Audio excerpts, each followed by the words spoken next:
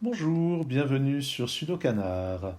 Dans cette vidéo, voici une grille de préparation pour le prochain Puzzle Grand Prix qui sera organisé par Bastien Viagem.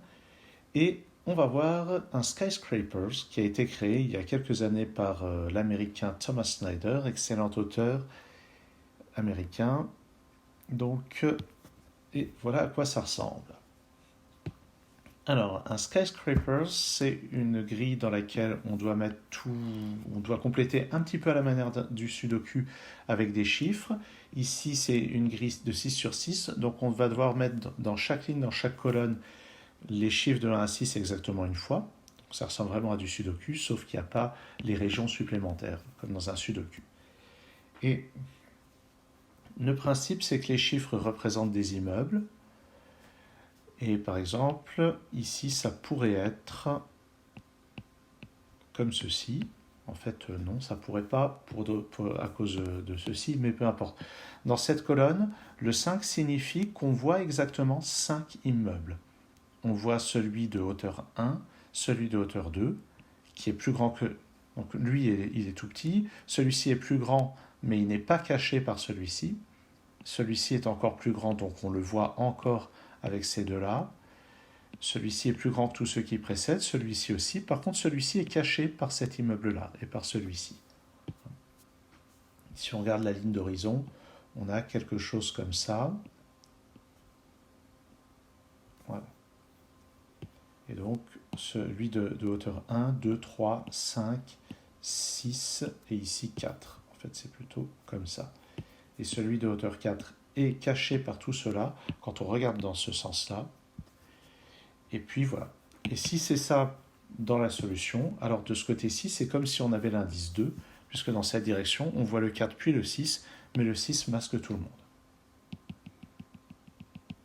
Et voilà donc quelle est la règle. Ce problème à l'époque rapportait 63 points, ce qui correspondait à une durée idéale de résolution autour de 9 minutes 30. Lors du prochain Grand Prix, je regarde, on en a un à 48 points, donc a priori un peu moins difficile que celui-là, et un à 113 points, ce qui veut dire qu'il devrait être sensiblement plus difficile que celui-là. Et on va déjà voir si j'arrive à faire celui-ci, parce que je sais par expérience que Skyscrapers, c'est un jeu de logique que j'aime beaucoup, mais sur lequel j'ai quand même certaines difficultés. Allez, allons-y.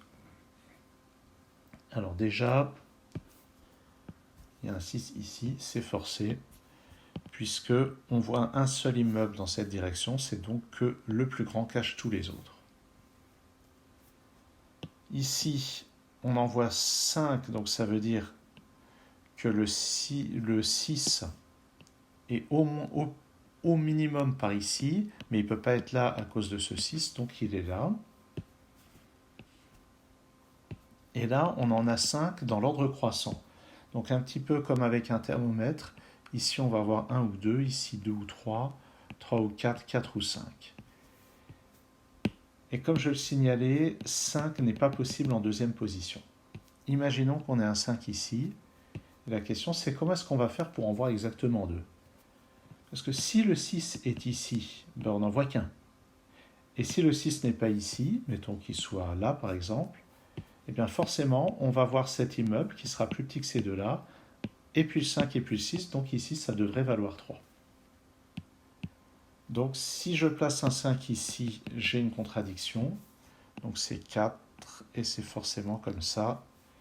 Et forcément 5 ici. Donc le début, dès qu'on a un petit peu de technique de Skyscrapers, le début se fait vraiment tout seul. D'ailleurs si on regarde bien, le 6 maintenant, puisqu'on en voit 4, le 6 est au minimum là, mais il ne peut pas être là ni là. Donc le 6 est forcément là. Et là, on a quelque chose qui augmente. Ça ne peut pas être 1, donc c'est minimum 2. Ça va donc être 2 ou 3, 3 ou 4, 4 ou 5. Et cette fois, je ne vois rien qui permettrait d'éliminer quelque chose. Par contre, là, ce 2 me dit que ça ne peut pas être plus petit que le 4, sinon on aurait 3. Donc c'est forcément un 5 ici. Et je vais tout de suite noter que c'est 1, 2 et 3 qui sont attendus par là. Ici, je ne peux pas avoir le 1, puisque sinon, 1, 2, 3, 4, on aurait déjà quelque chose, on aurait déjà un alignement de 3 immeubles, et puis il y aurait quelque part le 6 qui nous ferait donc au moins 4 ici au lieu de ce 3. Donc ça, c'est pas un 1, ça peut pas être le 6 non plus, puisque sinon on aurait un 1. Donc ça n'est pas 1, 6, ni 5, ni 2, donc c'est 3 ou 4. Ce qui veut dire que là-dedans, il nous reste 1, 5 et 6. Et d'après ce 6, ici, il nous reste 1 ou 5. Et on voit l'habitué du sudoku qui fait les choses comme ça. Quelque chose me dit que le 6 ne peut pas être là, et ce quelque chose, c'est ce 2. Si c'est possible, je peux avoir 6 ici, 5 derrière, et 4 là, qui masquent à ce moment-là tout cela. Donc ça peut être 4 et 6 ici. Et en fait, si on regarde bien, lui, le 6 n'étant pas là ni là, celui-ci doit masquer au minimum ces deux chiffres. Donc, oui, puisque quand on dit 2, on sait que de toute façon, on verra le 6. Donc on voit lui et le 6 dans cette direction. Donc lui doit masquer au minimum ces deux-là, donc ça va être 3 ou 4.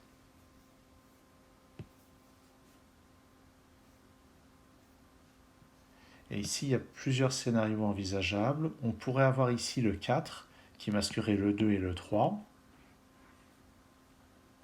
Auquel cas, il faudrait placer le 5 avant le 6. 5 ici ou là, et 6 ici.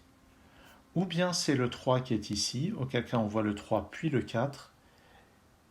Et dans ce cas-là, il faut avoir absolument le 6 avant le 5.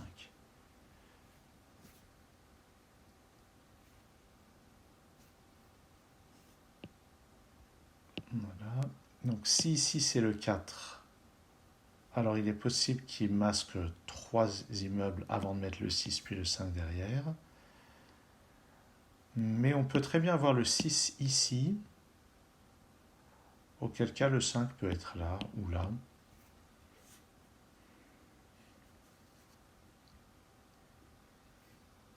Alors ce qui est intéressant aussi, c'est que sur cette ligne, le 6 va être ici ou là.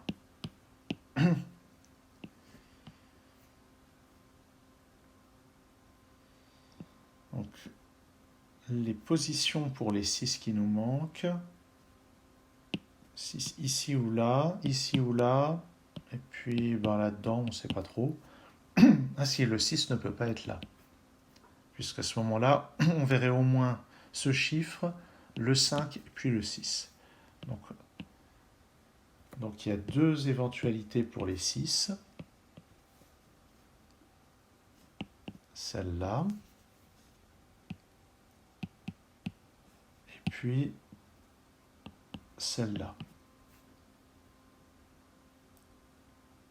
Ouais.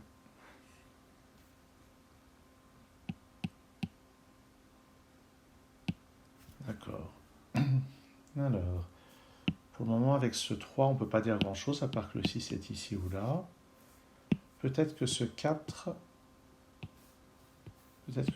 ici permet plus de choses, parce que ça va quand même avoir plutôt tendance à augmenter. Par ailleurs, le 5 n'étant pas là, on sait qu'on a un 5. Il ne peut pas être là-dedans. Le 5 va être forcément ici ou là. Parce que si j'avais 5 ici, on verrait seulement 3 immeubles. Puis ici, évidemment, on n'en verrait que 2. Donc j'ai un 5 quelque part là-dedans. Mais comme je le signalais tout à l'heure, quand on a un indice 2, le 5 ne peut pas être juste à côté. Ne peut pas être en deuxième position, puisqu'on verrait ça, le 5, puis un 6. Voilà, donc on a un 5 ici. Ça, j'aurais peut-être pu le repérer plus tôt. Et ça me donne ça. Donc maintenant, j'ai un 1 ici. Ce 4, puisque ce 4 est là, pour réaliser 3, ça sera forcément 4, 5 et 6. Donc je dois avoir le 5 avant le 6. Donc le 6 est ici. Et le 5, ben, peu importe qu'il soit là ou là, pour le moment. Par contre, ça me permet de placer les autres 6. Oui, ici et là, il n'était pas possible d'avoir le 6 à la fin. Donc ici, ça augmente. Le 5 n'est pas là, donc le 5 est ici. Ce qui me permet de résoudre comme ceci, comme ça. De barrer ce 1. Il me reste maintenant ici à mettre 1 et 2.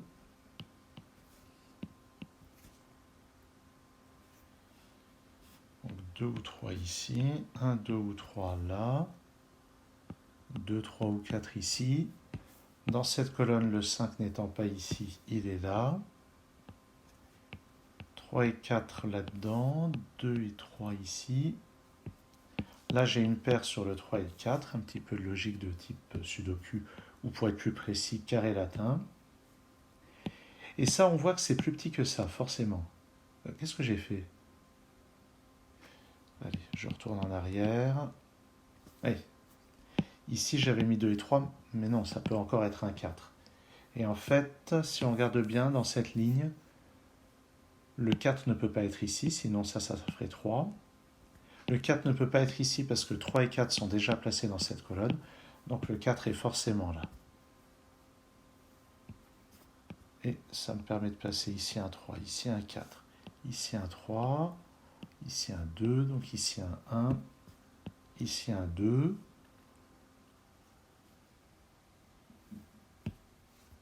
Donc ici un 3,